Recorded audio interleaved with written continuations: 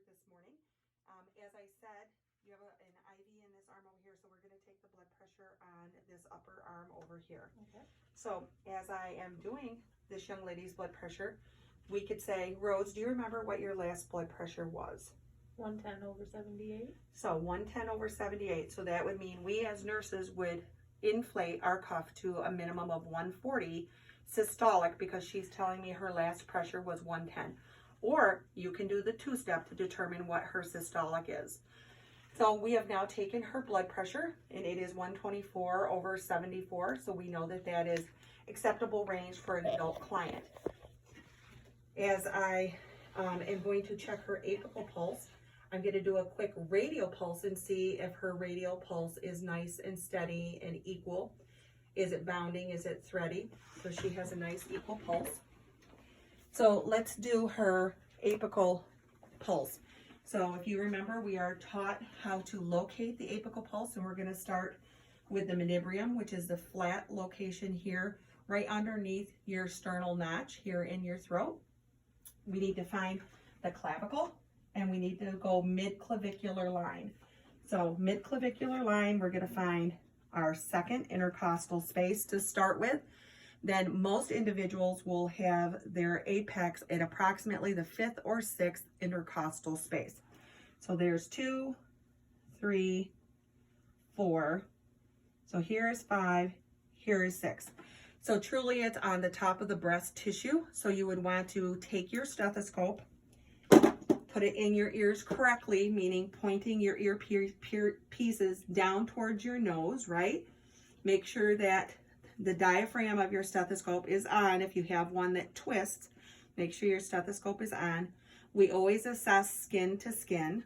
So we would go underneath Rose's shirt, underneath the wire of her brassiere, and kind of point the stethoscope diaphragm up towards where the heart would be to see if we could get her apical pulse.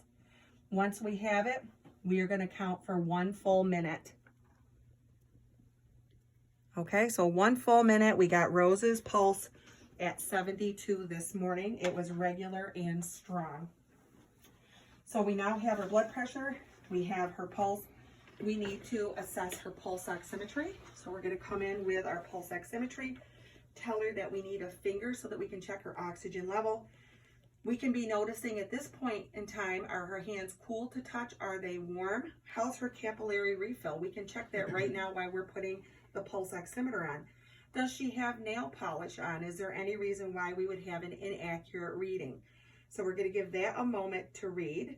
It says that her oxygen saturation is 97%, and we can confirm that her heart rate is 68.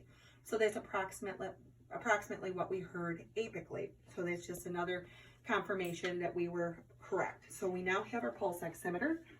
We've checked her pulse, we've checked her blood pressure. Now we need to check her temperature. So we're using a temporal artery thermometer. So you need to know what thermometer that you are using and that you are going to use it correctly.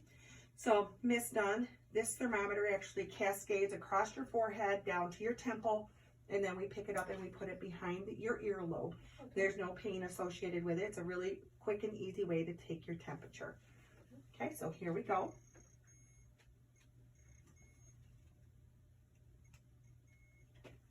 .1. So we now have Rose's temperature. So of course we're going to sanitize any equipment in or out of the room.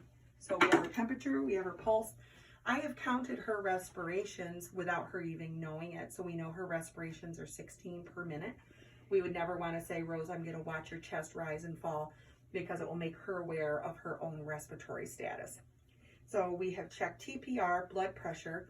We asked her about pain. She said that she did not have any. We checked her pulse oximetry, which we know with 98%. And the last thing that I like to add on to my evaluation is poop or bowel movement. Very important for us to know, because we need to document if her bowels are moving. Miss Rose, can you tell me the last time you moved your bowels? About 3 days ago, but that's normal for me. So she states it's normal for her. So when we do our auscultation of her abdomen, we'll be able to determine if her bowel sounds are hypoactive, normal active, or hyperactive. Now, when I put Rose's cuff on, remember that the cuff needs to encompass 80% of the upper arm and 40% of the width. So 40% of the width, 80% of the circumference to have an accurate blood pressure reading for your client, all depending on your person's size. Okay, Rose, now that we have got your vital signs out of the way, I would like to start doing an assessment. And we're